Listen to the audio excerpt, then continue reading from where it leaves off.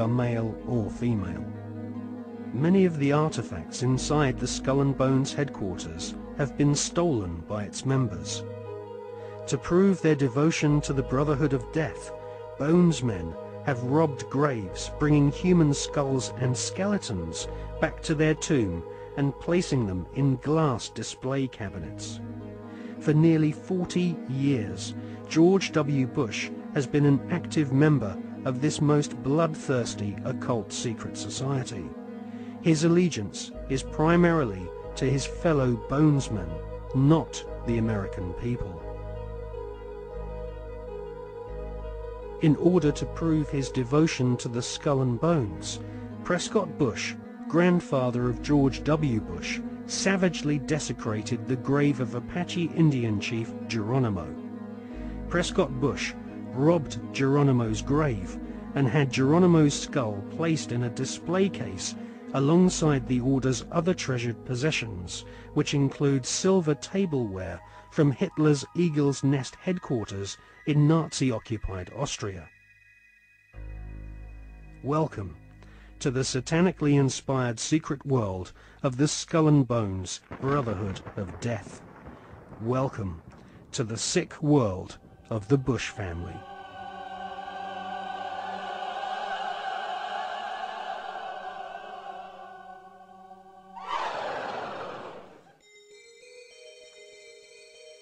The Skull and Bones headquarters is on the campus of Yale University.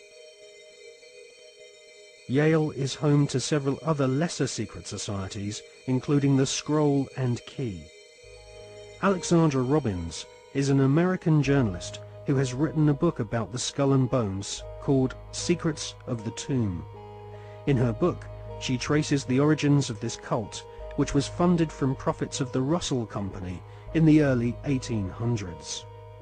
The Russell Trading Company was nothing more than an opium trading empire, which, still to this day, is the corporate arm of the Skull and Bones secret society. William Huntington Russell had traveled in Germany during his student years and was befriended by a disciple of Adam Weishaupt's Bavarian Illuminati. Upon returning to the USA in the early 1800s, Russell used some of his family's opium wealth to fund the building of the tomb at Yale University. Russell initiated several of his fellow classmates, including Alphonso Taft, who would go on to become the Secretary of War and Ambassador to Russia. Alphonso Taft's son became President of the United States, and so a time-honored tradition of hereditary membership of the Skull and Bones Brotherhood of Death was begun. We see this tradition continued to this day, with senior Bonesmen encouraging young initiates to marry into each other's families, their sons and daughters following in their parents' footsteps and becoming disciples of this most unholy of orders.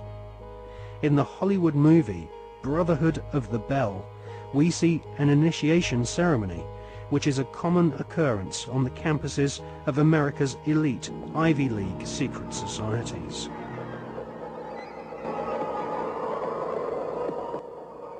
Mr. Patterson, Philip Everest Dunning, Mr. Chad Harmon, Mr. Dunning. Mr. Dunning, the articles and letters of the Brotherhood.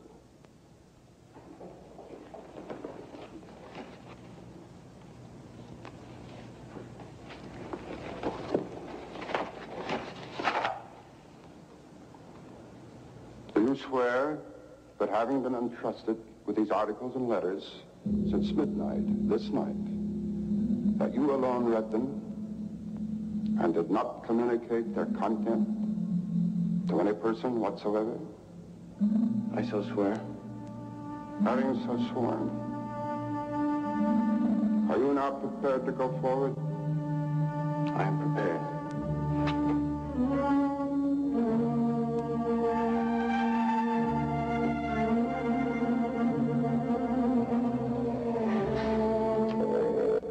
Mr. Dunning, for over 200 years, Brothers of the Bell have been initiated before this bell, and in the same ceremony, at sunrise. 22 years ago, Mr. Patterson stood due east in your place, and I became his senior, as Mr. Patterson is now yours. One day, Mr. Patterson will stand due south, and he will induct a brother of the bell, and you will become senior. See, in this fashion does the brotherhood express its continuity. It will continue long after all of us are dead. But that continuity depends upon one thing: obedience. Absolute obedience. If and when you are ever called upon by Mr. Patterson to pay your due bill, you must comply, whatever is asked of you. Well, that bill may come due tomorrow, in 20 years, or never. It will not be a matter of money. It will be an act of fealty, of loyalty to the Brotherhood of the Bell. Now, if you require anything at all, get in touch with your senior, and he will see to it that it's arranged for you. Are you ready for the oath? I am. The oath, gentlemen. I, Chadwick Epstein, do swear in absolute faith that I shall reveal no secret of the Brotherhood of the Bell, that I shall respect my brothers and myself, that I will act as they desire, secure their interests as if they were my own. And I pledge this, my honor, my fortune, and my life.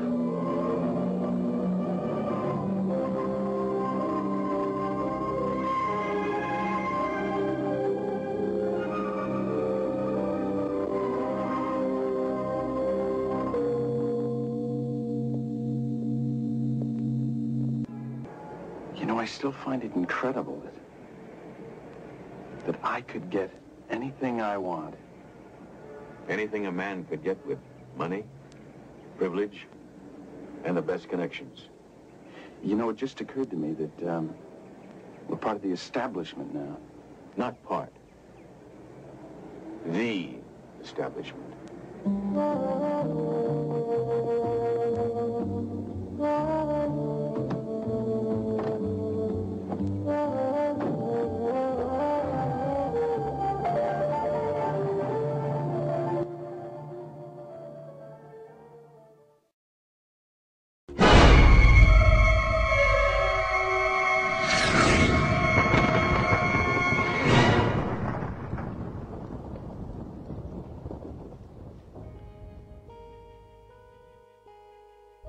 In her fascinating book, American journalist Alexandra Robbins claims to have unearthed a skull and bones plan to dominate the world. One can't help recognizing the fact that in the 170 years since the formation of the Skull and Bones Society, it has members in the most influential jobs all over the world. New initiates seem to fall effortlessly into high-paid jobs within banks, media organizations, government agencies, and huge corporations which earn vast profits from government defense contracts.